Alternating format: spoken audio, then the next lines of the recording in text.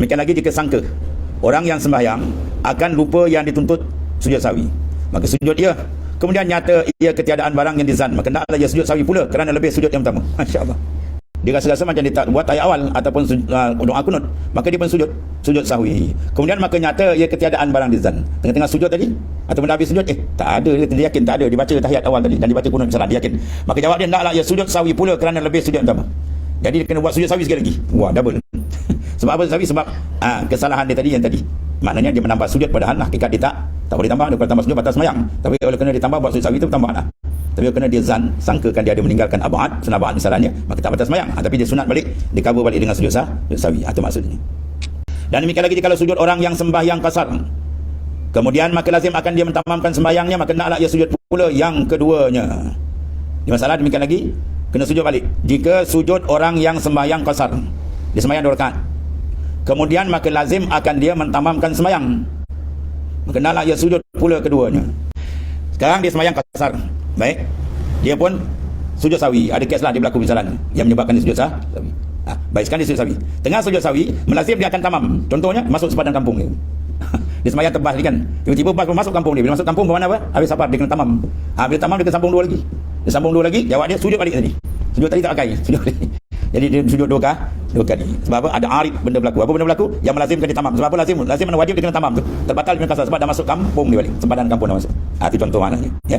Sujud 2 kali sujud dia kena buat. Pertama sujud sebab dia ada kes tiba-tiba dah sebab dia safar tadi, putus safar dia, maka kasar dia terbatal, jawab dia kena tambah balik, pusing balik sujud sahwi kali akhir dia. Tambah 2 rakaat jadi 4, kemudian sujud sahwi di ujung. Dan jikalau sujud seorang bagi sahwi, kemudian maka lupa ia dahulu daripada salamnya dengan berkata-kata atau lainnya, tiada sunat sujud yang kedua atas kaul yang asah. Kerana bahawasanya tiada sentosa daripada jatuh seumpamanya maka membawa kepada tasalsul, kata Daimiri. Dan inilah masalah yang ditanya daripadanya oleh Abu Yusuf Kisai, tatkala mendakwa bahawasanya orang yang manakala sudah tabakur pada ilmu, saya dapat petunjuk dengan dia pada segala ulum, maka berkata orang baginya, engkau orang yang engkau imam pada nahu, ya Imam Kisai, dan adab, mana ilmu balaghah, ilmu Arabiah lah, ilmu adab, maka adakah dapat menunjukkan pada ilmu fiqh?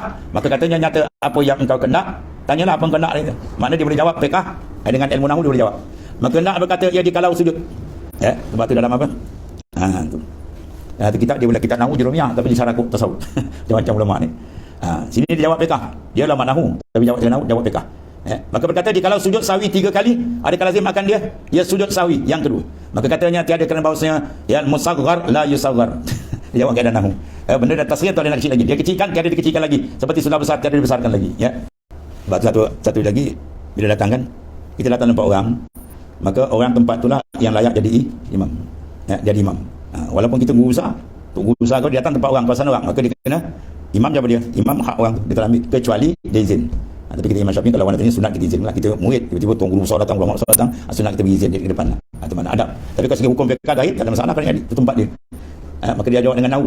Apa dia nahu jawab? Bila dia boleh datang dengan dhamir muttasil, tak boleh bawa dhamir munfasil. Dhamir muttasil datang, dia tak boleh bawa munfasil. Jadi orang luar ni munfasil, yang ni muttasil buat tempat. Dia lah hak dia. Ada satu contoh dia lah. Kemudian babu sujud tilawah wa syukri.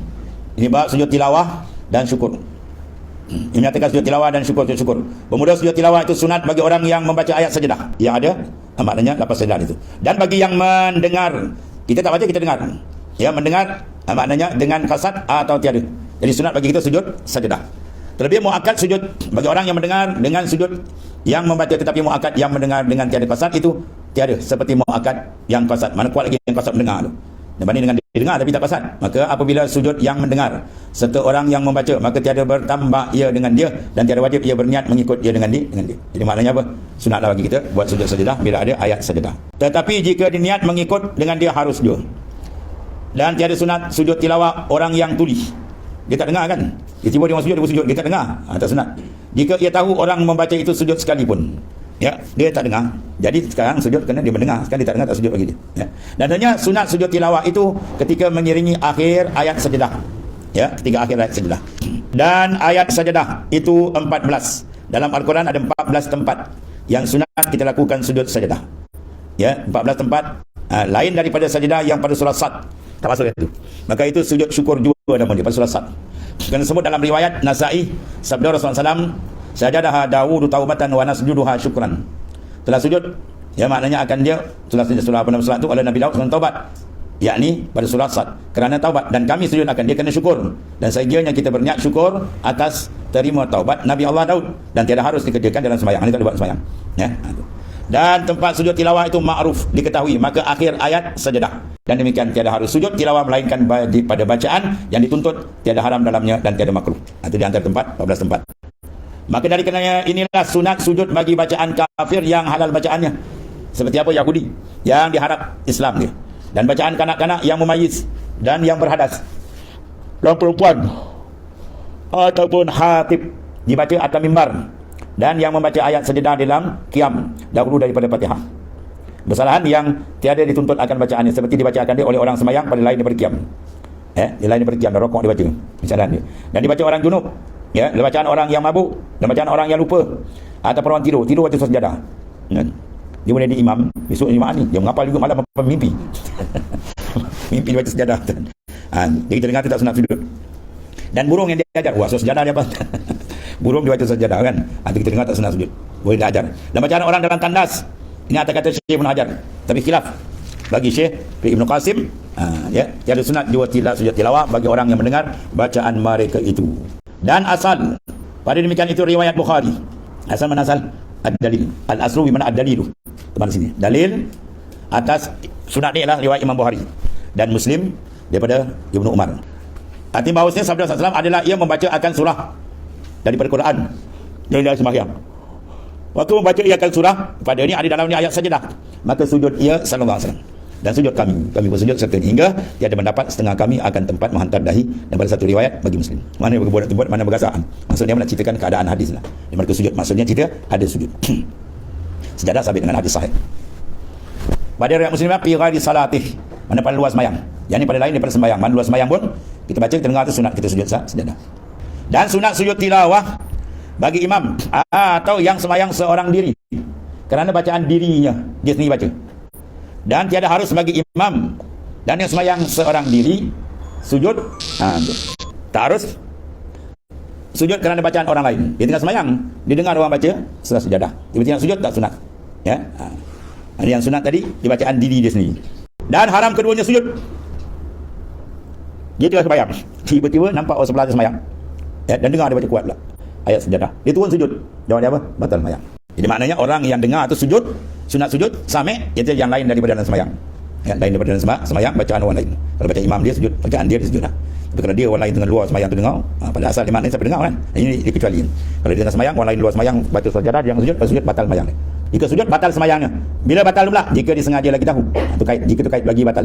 Mana jika dia sengaja, dia tahu sengaja dia buat batal, atau lagi tahu haramnya dia buat juga batal, melainkan makmum wajib dia sujud. Kecuali sini bacaan orang lain, imam baca, makmum wajib sujud jika sujud imamnya. Dan jika tiada mendengar bacaan imamnya sekalipun, ni kaya dia. Dia sembahyang banyak orang ramai, waktu ibu tak dengar suara imam, ataupun mic tadi masalah. Jadi imam pun turun sujud dia, ada ikut. Walau tak dengar boleh. Sebab dia mana kena maju. Ilal imam yutamma. Jadi imam tu diikut. Jadi bila imam turun, dia kena turun. Dan tiada harus bagi makmum itu sujud bacaan dirinya atau bacaan yang lain daripada imam. Dibaca sendiri surah. Contohnya sembahyang misalnya apa? Siang hari. Tu imam pula baca tadi panjang, dia pun panjang juga baca. Dia baca surah sajadah ataupun surah yang ada sujud. Kalau boleh sujud tak? Ada tak boleh. Bacaan dia tak boleh, kalau sebab dia masih terikat dengan imam. Atau bacaan imamnya jika tiada sujud imam.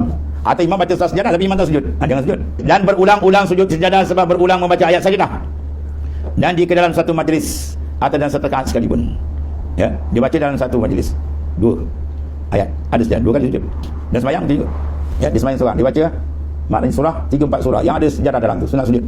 Dan jika dibaca ayat sejadah dalam sembahyang dengan qasad sujud tilawah jua, tiada lain haram atasnya.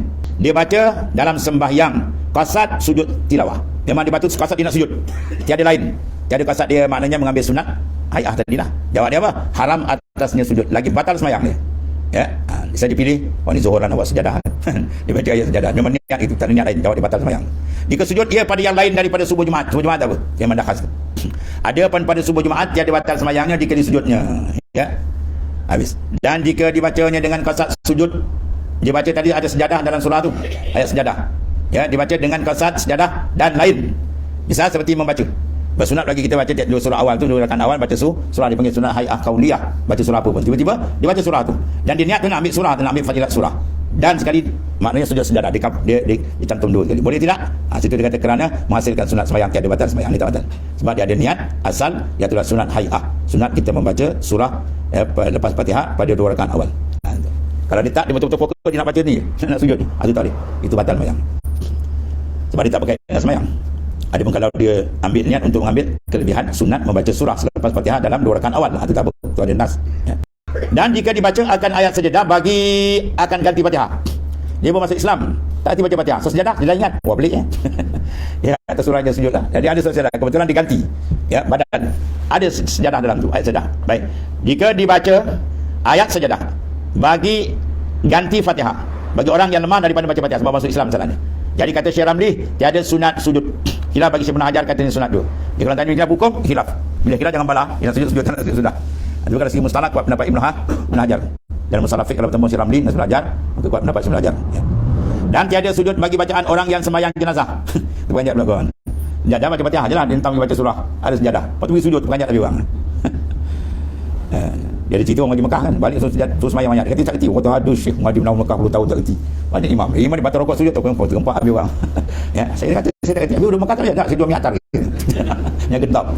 Dia jual minyak gendap ibu dia belajar.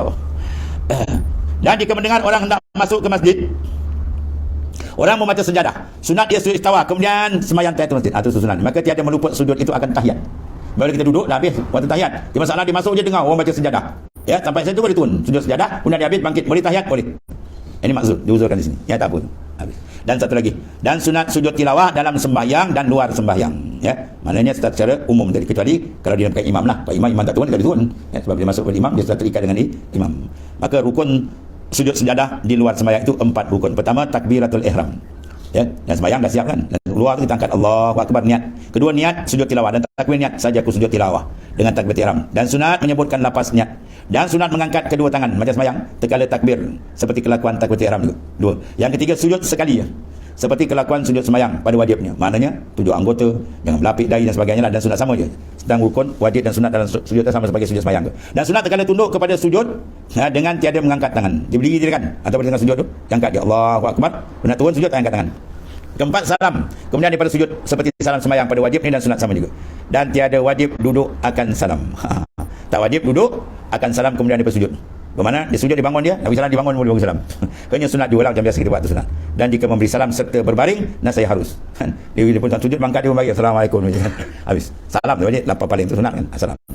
Dan jika sujud di dalam sembahyang naklah ia takbir. Tatkala tunduk kepada sujud. Wahum la yastakbirun, dia pun turun takbir Allahu akbar ya. Tatkala bangkit daripadanya, tetapi jangan dia mengangkat kedua tangan. Tangan tak payah angkat. Takbir dia. Takbir tak berlepas Allahu akbar. Dan jangan duduk istirahat tak payah. Dia sujud, bangun terus ya. Kemudian daripada sujud tadi. Dan tiada wajib niat sujud tilawah dalam sembahyang bersalahan dengan sujud luar sembahyang.